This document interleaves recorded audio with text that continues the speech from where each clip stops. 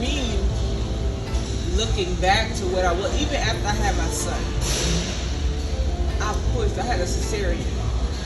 I pushed to lose the weight. My mind and eyes are not set up on the same channel. So looking at myself in the mirror, I could not see it.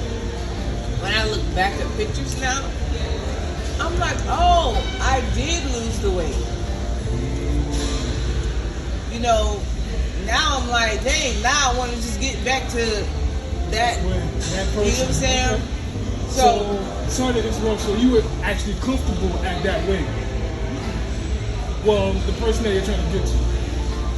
And do you remember how much you weighed at that time? You don't remember. I honestly, where I want to be, because I'm a grown woman, right? I was always a woman, but after having a child, your body changes tremendously. And from a male's perspective, some men don't get that, but we do drastically. Our body changes, our kids take from us. So what we were able to do once, we may not be able to obtain as quickly because we don't have those parts anymore. Like my hair used to grow like this. Speaking of having my son, I'm bald. Oh, you bald now? Yeah. After having my son, that slowed down that process because now his hair grows. So every time every time we carry and develop, something's taken from us. So we have to reinvent every time.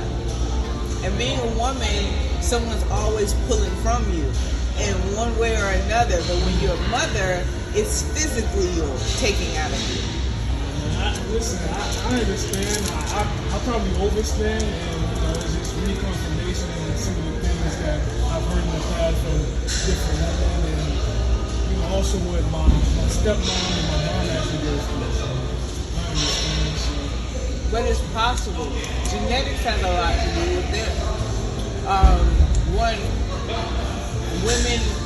Fluffy women are a part of my bloodline. However, shapy is also. So that means how much of your shape you actually want to show has to be determined by how hard you really work. Listen, you brought up. Listen, are you doing the coaching or I'm doing the coaching? Oh, because sorry. listen, no, you said. I told you I'm a coach, like not a physical coach, but in church I am. Oh, okay. Well, my stature, so I don't. Speaking is not an issue. Gotcha, because that's another thing I want to bring up, and you brought it up before I did.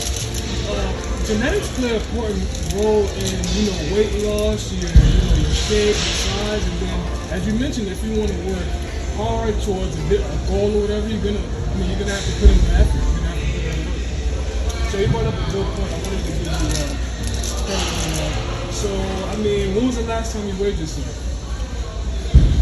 I stay away from the scale. Oh, so let me ask you a question, and you can be honest. Are you afraid of the scale? Or? I've learned. Remember, I told you I started working out in high school. Mm-hmm. That's when I got my drive. That continued out. I have had diagnosis that has slowed those down. I was diagnosed with hypothyroidism, which affects the metabolism. It slows down. It causes weight gain. It causes hair loss. It causes so many different factors that I worked against and overcame through the grace of God, through my healing. Like, I don't know if you recording all this, but... No, this is being recorded. Okay. I should have actually... They're not seeing it, but listen, the picture and the video, it doesn't matter. It's the message that counts. Okay. So, continue. For me, living a life, I was at church last night. That's one reason why I went to bed late. Service got out. We were at a testimonial service. So I was able to hear other people's testimony. I haven't provided mine to my church.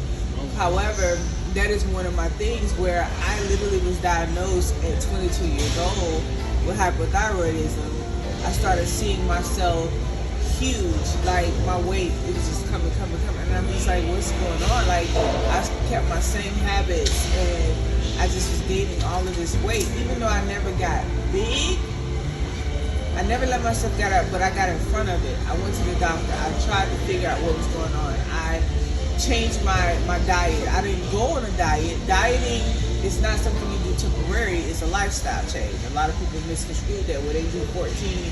You can do a 14-day life change, but sporadic things like that. But what is your actual diet of lifestyle? So with all of those obstacles that came about, I was able to lose weight. When I moved to Atlanta 5 years ago, not 5 years ago, 9 years ago, I decided, okay, I had got to a point where I had ended a relationship, an engagement, and so on and so forth. I was like, okay, this is my opportunity to revamp and restart and start over. Man, listen, we have the same interesting story. Not to interrupt you, I was in a 10-year relationship, and this is kind of like my reboot. And I'm trying to stay away from, women and just focus on myself. Continue.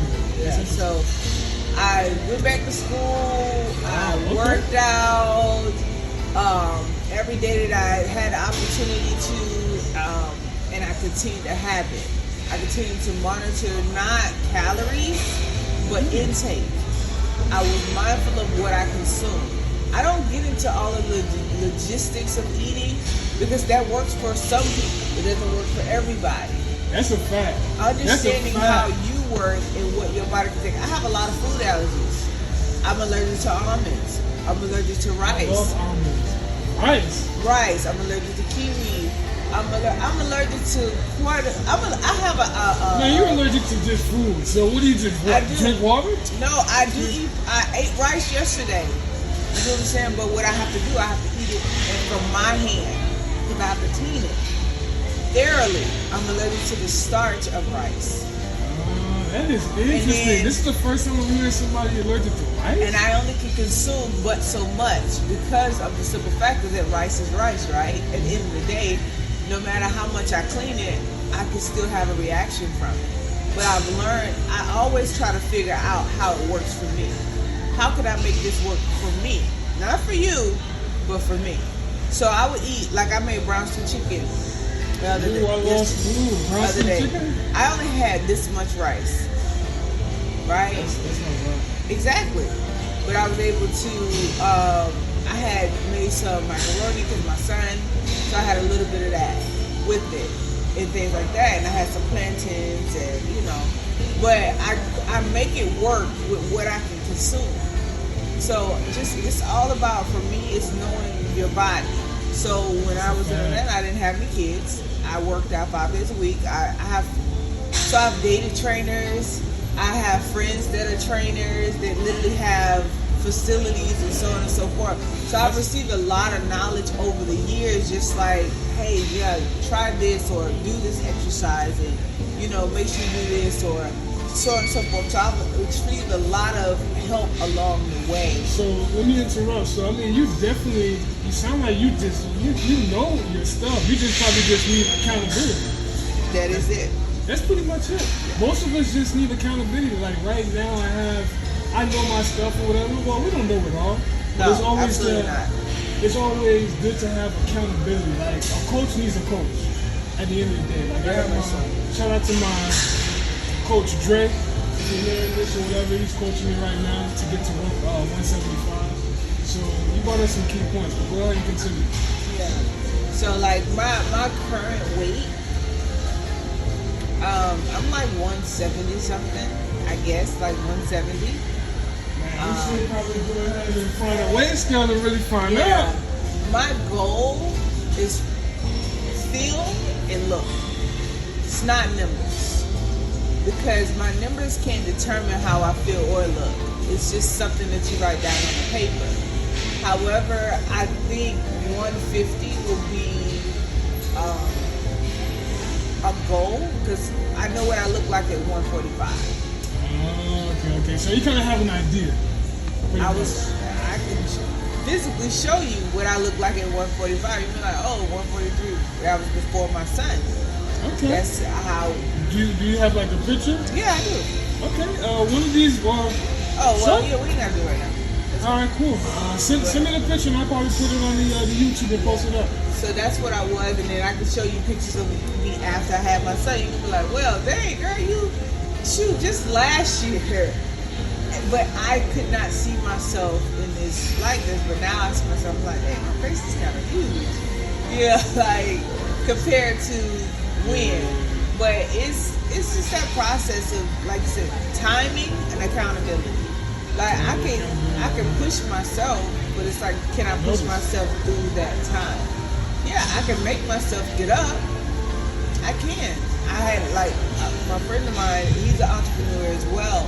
So he understands like that whole, when you grinding and you doing event after event, you gotta prep. You don't have time to be like, man, can I use an hour to go to the event? Well, I should just kind of sit down for a second. That's what you're thinking about. I need to just sit. Not only that, to add to that, you have kids. Yeah. Me, luckily. Kid. Oh, well, okay. Kid. Singular. Oh, singular. Sorry. I didn't listen. Sorry. Some have plural. Yeah. Multiple. I don't have any kids. Yeah. I'm lucky and I'm a 34-year-old man. You know. Oh, you're only 34. Okay. Yeah, I'm 34. So what? How old are you thought I was? Oh, I didn't know. I thought we were the same age. How old are you? 36. I'm 36. Yeah. Oh, really? Yeah. Wow, okay. Okay, 36. I forgot what I was going to say. I was like, You're lucky to not have kids. oh, yeah, so I'm lucky. It's my ADHD, guys. But, yeah, so I'm lucky I don't have kids because I'm able to actually really take the time to just focus on myself. And even with that, it's still not enough time. And we have 24 hours in a day. So I could just imagine a person that has kids and that's trying to be an entrepreneur.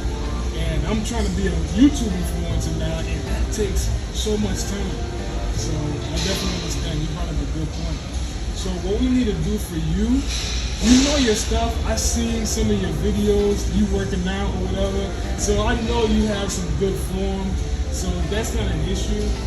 I think what we're gonna focus with you is probably just the food or whatever. I'm not gonna have you count your calories. Listen, there's several ways to skin the cat. What works for me may not work for you. And I'm glad that you brought up that point because a lot of people don't talk about that in the fitness industry. But for you, it sounds like I said, you just need accountability and figuring out a schedule that works for you where you have the time to even meal prep. We're going to figure it out. So, what's your schedule like right now? What you mean? What schedule? As far as your work week. I work 8 to 5 every day. Okay. 8 to 5 is the first time. Then on Wednesdays is 8 to 5, 5 to 10 on Wednesdays. Fridays is 8 to 5. This is twice a month. And then it's 5 to 10. Okay. And then the rest is whatever it's gonna be, depending on. That's a queen schedule. For real. She busy. Listen, I think we can't do the coaching anymore, guys. Listen, it's a wrap. Nah, I'm just talking. But we're gonna work something now. We were actually supposed to work out, and hopefully we have enough time. But this is practically like an interview, and this is definitely gonna help a lot of people and shed some light on some things. You definitely educated me, and you'll be able to educate others. So thanks for your story. I appreciate that. The people will appreciate that. You're an example of a strong black woman, and we need. I'm not a strong black woman. Oh, damn! Thanks for you see. Listen, that's a misconception. Ooh, let me hear this. I'm only strong because I have to be. Ooh. Because when a man is in the picture, I'm soft. So you're submissive. I'm no longer. The misconception of our community is that we have to be strong all the time. We shouldn't have to be. That's why a lot of men are weak. Because we got it. I don't want to have it. You got it. You get it. Listen, you go get it. I have goosebumps. this is supposed to be about fitness. I'm not trying to make this political. I'm gonna end it right here.